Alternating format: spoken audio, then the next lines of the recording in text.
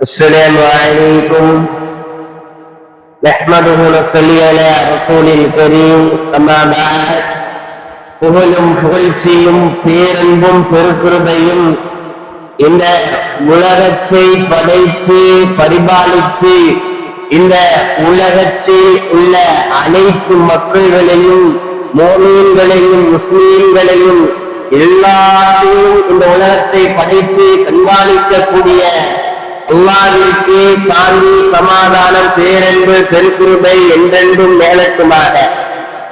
இந்த உம்மத்திற்கு அனுப்பப்பட்ட தூதர் ரசூலுல்லாஹி ஸல்லல்லாஹு அலைஹி வஸல்லம் அவர்கள் மீதும் அவர்களை பின்பற்றிய உத்தம சத்திய சஹாபாக்கள் மீதும் தாபிஈன்கள் மீதும் தபாஅத்தாபீன்கள் மீதும் இவ்வகையிலே இந்த மஜ்லிஸிலே அமர்ந்திருக்கக்கூடிய உங்கள் மீதும் என் மீதும் அல்லாஹ்வுடைய சாந்தி சமாதானம் கருணை என்றென்றும் நிகழட்டுமாக. கணேசத்திற்குரிய அல்லாஹ்வுடைய அடியார்களே, அன்புமிக்க சகோதரர்களே, இந்த உலகத்திற்கு அனுப்பப்பட்ட தூதர் ரசூலுல்லாஹி ஸல்லல்லாஹு அலைஹி வஸல்லம் அவர்களுக்கு அல்லாஹ் முஅஜிஸாவாக அற்புதமாக கொடுக்கப்பட்ட ஒன்றுதான் இந்த குர்ஆன். இந்த குர்ஆனிலே அல்லாஹ் பல வழிகளை காட்டுகிறான். இந்த குர்ஆனிலே ஒரு மனிதன் எப்படி வாழ வேண்டும், இந்த உலகத்தில் அவன் எவ்வாறு நன்மையை செய்ய வேண்டும், இந்த உலகத்தில் எதையெல்லாம் அவன் தவிர்த்திருக்க வேண்டும், இந்த உலகத்தில் ஒரு மனிதனுக்கு என்னவெல்லாம் தடை என்பது இந்த குர்ஆனிலே சொல்லப்பட்டிருக்கிறது. அதே போல ஒரு மனிதன் என்னென்ன பாவங்களை தவறுந்திருக்க வேண்டும், இந்த உலகத்தில் எனக்கு எதெல்லாம் ஹலாலாக்கப்பட்டது ஆகமாக்கப்பட்டது என்பதையெல்லாம் இந்த அல்லாஹ்வுடைய குர்ஆன் நமக்கு அதிகமாக வழிகாட்டுகிறது. அல்லாஹ்வுடைய தூதர் ரசூலுல்லாஹி ஸல்லல்லாஹு அலைஹி வஸல்லம் அவர்களுக்கு இந்த குர்ஆன் இறக்கப்பட்டது.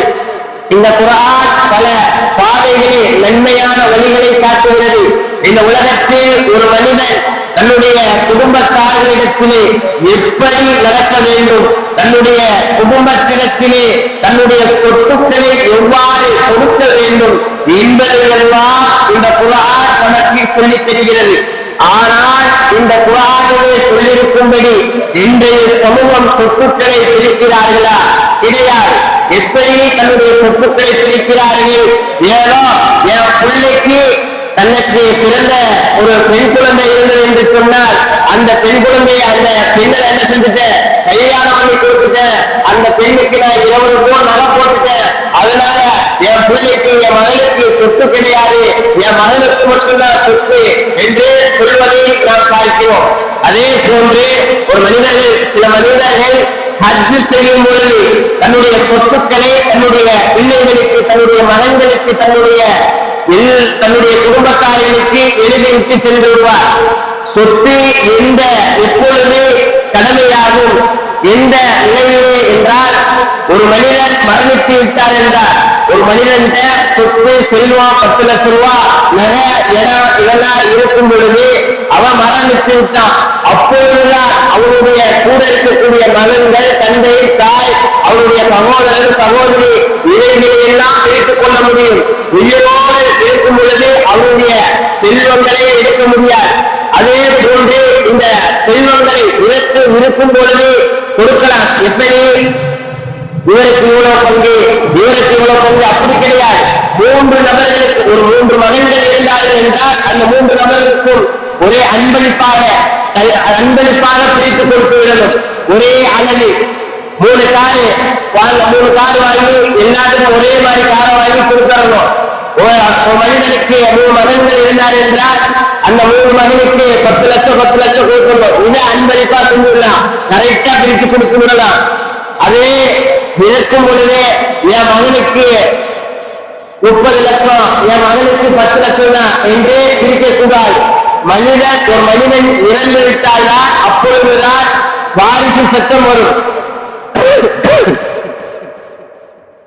அல்லாஹ் தன்னுடைய திருமுறை குர்ஆனிலே இந்த வாரிசு சட்டத்தை பற்றி 2 வசனங்களை நமக்கு சொல்லி காட்டுகிறார்.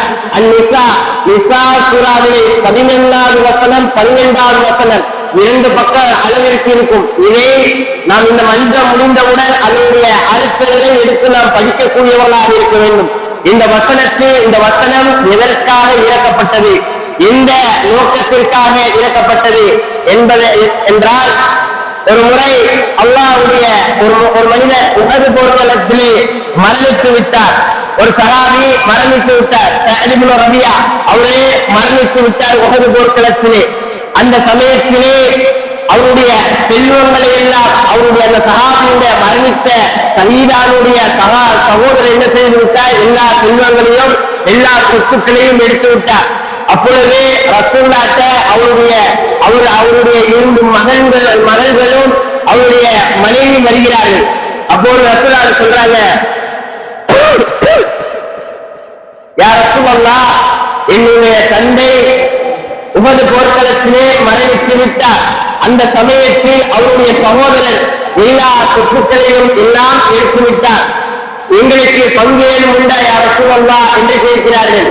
முன்னோர் காலத்திலே பெண்களுக்கு, ஜாஹிலியா காலத்திலே பெண்களுக்கு செல்வங்கள் கிடையாது, சொத்து பங்கு கிடையாது. அப்பொழுது அவர்கள் ரசூலுல்லாஹ் கேட்கிறாங்க, அந்த 2 மகள்களும் அவருடைய உஹது போர்க்களத்திலே மரணித்த அந்த மனிதனுடைய மனைவியும் போர்க்களத்திலே இருந்த மனிதனுடைய சொத்தை ரசூலுல்லாஹ் கேட்ட, யா ரசூலல்லாஹ், அவருடைய சகோதரர் எங்களுடைய சொத்துக்களை, என்னுடைய கணவனுடைய சொத்தை பிடிவிட்டாரு, யா ரசூலல்லாஹ், என்னுடைய தந்தையுடைய செல்வங்களை அவர் எடுத்துக்கிட்டாரு என்று அந்த 3 பேர் சொல்கிறார்கள். அப்ப ரசூலுல்லாஹ் கொஞ்ச நேரம் அமைதியாக இருக்கிறார்கள். அப்பொழுதுதான் அல்லாஹ்விடத்திலே வஹி இறங்குகிறது, சொத்து பிரிப்பதனுடைய சட்டம் இறங்குகிறது. அல்லாஹ் அன்-நிசாவில 11வது 12வது வசனம், இந்த வசனத்தை நாம் படிக்கக்கூடியவர்களாக இருக்க வேண்டும். அப்போ ரசூலுல்லாஹ் அவர்களுக்கு பிரித்து கொடுத்து விடுகிறார்கள். அந்த சொத்தை அவர்களுக்கு பிரித்து கொடுத்து விடுகிறார்கள். தாய்க்கு, அந்த மனைவிக்கும் அந்த மகள்களுக்கும் அந்த மாமாவிற்கும் பிரித்து, அவருடைய மாமாவிற்கும் பிரித்து கொடுத்து விடுகிறார்கள். இதன் மூலமாகத்தான் சொத்து உரிமை சட்டம் இறங்கப்பட்டது. ஒரு மனிதர் இந்த உலகத்திலே வாழும் பொழுது தன்னுடைய தாயை, தன்னுடைய தந்தையை பராமரிக்காமல் இருக்கிறார்.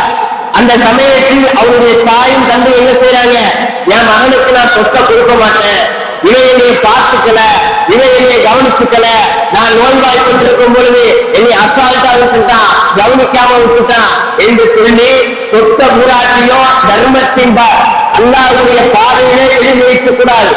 இது மார்க்கம் தடை செய்கிறது. இதை மார்க்கம் தடை செய்கிறது. அப்பொழுது ஒரு முறை ரசூலுல்லாஹி ஸல்லல்லாஹு அலைஹி வஸல்லம் அவருடைய காலகட்டத்திலே சஅத் இப்னு அபீ வக்காஸ் ரலியல்லாஹு அன்ஹு அவர்கள் நோய்வாய்ப்பட்டு கிடக்கிறார்கள். அந்த சமயத்திலே ரசூலுல்லாஹ் அந்த சஹாபியிடத்தில் எழுதினார்கள். அந்த சஹாபி ரசூலுல்லாஹ் கேட்கிறாங்க, யா ரசூலல்லாஹ், எனக்கு ஒரு மகள் மட்டும்தான் இருக்கிறார், எனக்கு ஒரு மகள் மட்டும்தான் இருக்கிறார், என்னுடைய சொத்துக்கள் பூராத்தையும் அல்லாஹ்வுடைய பாதையிலே நான் செலவிட்டு விடுகிறேன், அல்லாஹ்வுடைய வழியிலே நான் தர்மம் செய்து விடுகிறேன் என்று அந்த சஅத் இப்னு அபீ வக்காஸ் ரலியல்லாஹு அன்ஹு அவர்கள் சொல்கிறார்கள். அப்போ ரசூலுல்லாஹ் சொல்றாங்க, கிடையாது, நீ தர்மம் செய்யக்கூடாது அப்படி என்று சொல்றாங்க. அடுத்து பின்பு ரசூலுல்லாஹ் சொல்றாங்க, யா ரசூலல்லாஹ், என்னுடைய சொத்துக்கள் முழுவதையும் பாலிய தர்ம சிந்தனை யா ரசூலல்லாஹ் என்று சொல்கிறார். அப்ப ரசூலுல்லாஹ் என்ன சொல்றாங்க, பாலியெல்லாம் கொடுக்க கூடாது, அது கிடையாது அப்படி என்று சொல்லி விடுறார். அடுத்து 3வது கேட்கிறேன், யா ரசூலல்லாஹ், என்னுடைய செல்வங்களை, என்னுடைய சொத்துக்களை அனைத்தையும் அல்லாஹ்வுடைய பாதையில 3ல் ஒரு பங்கை கொடுக்கிற யா ரசூலல்லாஹ் என்று சொல்கிறார்கள். இதுவே அதிகம்தான், இருந்தாலும் சரி என்று அல்லாஹ்வுடைய ரசூலுல்லாஹ் சொல்றாங்க. அப்பொழுது ஒரு மனிதன் தன்னுடைய பிள்ளைகளை கையேந்து விட்டுவிட்டு ஒரு இடத்திலே கையேந்தி கடன் வாங்கும் அளவிற்கு ஏழைகளாக அனுப்பிவிடக் கூடாது. அல்லாஹ்வுடைய பாதையிலே செல்வங்கள் அனைத்தையும் தர்மம் செய்து விடக்கூடாது. அந்த செல்வங்களை, சொத்துக்களை தன்னுடைய மகன்களுக்கு கொடுக்க வேண்டும், வசியத்து செய்ய வேண்டும். என்னுடைய சொத்து இருக்கிறது என்று சொன்னால் அதிலே 3ல் ஒரு பகுதியை அல்லாஹ்வுடைய பாதையிலே நான் கொடுப்பேன் என்று நாம் இந்த உலகத்திலே நாம் இருக்க வேண்டும். கண்ணியத்தின் சொல்லுகிறேன். நாம் நினைக்கிறோம் நம்முடைய சொத்துக்கள் யார் யாருக்கெல்லாம் போகணும்னு நினைக்கிறோம். என்னுடைய மகனுக்கு போகும். நான் ஒரு மனிதர் இறந்து விட்டார்னா அந்த சொத்து யாருக்கு போகும்? என்னுடைய அவர் பெற்றெடுத்த மகன்களுக்கு போகும். அப்படி இல்லைன்னா மகனுக்கு போகும். இதுதான் ஒரு மனிதர் இந்த உலகத்திலே நினைக்கிறார். அது கிடையாது. இஸ்லாத்தில் நிசா சூராவிலே 12வது அத்தியாயத்திலே அல்லாஹ் பல நபர்களுக்கு உறவினர்களுக்கு கொடுக்க செய்கிறார். அப்பொழுது சொத்து உரிமை என்பது விசாலமானது. எல்லா நம்ம உறவினரான அல்லாஹ் கூறக்கூடிய உறவுகளுக்கு நாம் அதை தர்மம் செய்ய வேண்டும். அந்த சொத்தை பெறுபவர்கள், அந்த செல்வங்களை பெறுபவர்கள் யார் என்றால், தந்தை பெறுவார், தாய் பெறுவார், மகன் பெறுவார், பின்து கணவன், மனைவி, மகள், இப்படி எல்லாரும் பெறுவார்கள். மகனுடைய மகன்கள், சகோதரர்கள், இறந்தவருடைய சகோதரர், இறந்தவருடைய சகோதரி, இப்படி இவர்கள் எல்லாம் வருவார்கள். இவர்களிலே நாம் கவனிக்க வேண்டியது யாரெல்லாம் வருவார்கள் என்றால், இதுல இவர்கள் எல்லாம் இருந்தார்கள் என்றால் மகன், தந்தை, மகள், தாய், கணவன் இறந்துவிட்டால் மனைவி இருந்தால் அப்பொழுது மனைவி வருவார். மனைவி இறந்து விட்டால் கணவன் இருக்கிறார், அப்பொழுது கணவன் வருவார். இவர்கள் இருந்தால் மற்ற அனைவரும் வரமாட்டார்கள். சகோதரர் வரமாட்டார்கள், தாத்தா வரமாட்டார்கள், மாமா வரமாட்டார்கள். முக்கியம் இவர்கள் 4-5 பேர் நபர்கள் மட்டும்தான் வருவார்கள். இந்த சட்டத்தை நாம் நம்முடைய வாழ்க்கையிலே கொண்டு வர வேண்டும். இந்த சட்டம் இன்றைய உலகத்திலே, இந்த சமூகத்திலே, இந்த காலகட்டத்திலே கிடையாது. தந்தைக்கு எவ்வளவு பங்கு கிடைக்கும்? ஒரு தந்தை, ஒரு மனிதர் இறந்து விட்டார். அந்த மனிதருக்கு தந்தை இருக்கிறார். அப்பொழுது அந்த தந்தைக்கு மகனோ அல்லது மகனுடைய மகனோ இருந்தார் என்றால் 6 ஒரு பங்கு கொடுக்கணும். இது ஒன்று. இரண்டாவது, மகன் அல்லது மகனோ அல்லது மகனுடைய மகனோ இருந்தால் அப்பொழுது இவருக்கு 6 ஒரு பங்கும் கிடைக்கும். அடுத்து பிள்ளைகளுக்கு கொடுத்தது போக அசபாவும் கிடைக்கும். அசபான என்ன? நம்முடைய உறவுகளுக்கு, அல்லாஹ் சொல்லக்கூடிய உறவுகளுக்கு பிரித்து கொடுத்த மற்ற அனைத்தையும், மீதமுள்ள அனைத்தையும் அவருக்கு தந்தைக்கு கொடுத்து விடணும். 6 ஒரு பங்கும் கிடைக்கும், அசபாவும் கிடைக்கும். அடுத்து 3வதா என்னன்னா, தந்தை மகன் இல்லை, பேரன் பேச்சு யாரும் கிடையாது. அப்பொழுதையும் எவ்வளவு பங்குனா அசபா, இவருக்கு மீது கொடுத்தது போக மனைவி பிள்ளைகளுக்கு கொடுத்தது போக மீதம் உள்ளது அசபாவாக பெறுவார். இது போன்று அதிகமான விஷயங்களை ரசூலுல்லாஹி ஸல்லல்லாஹு அலைஹி வஸல்லம் அவர்களும் கற்றுத் தருகிறார்கள். அதே போன்று அல்லாஹ் குர்ஆனிலே அந்த 2 வசனத்தை நமக்கு சொல்லித் தருகிறார். இரண்டாவது தாத்தா, இறந்தவருக்கு தந்தையுடைய தாத்தா, தந்தை இருந்தார், தந்தை கிடையாது, அவருடைய தந்தை இருக்கிறார். அப்பொழுது என்ன சட்டம் என்றால், தந்தையுடைய முதலே 3 நிலைகள் சொன்னேன், அந்த 3 நிலைகளுக்கு இவருக்கு வந்துவிடும். தந்தை இருந்தால் இவருக்கு பங்கு கிடைக்காது. இது போன்று அதிகமான விஷயத்தை அல்லாஹ் தன்னுடைய திருமறை குர்ஆனிலே கூறுகிறார்.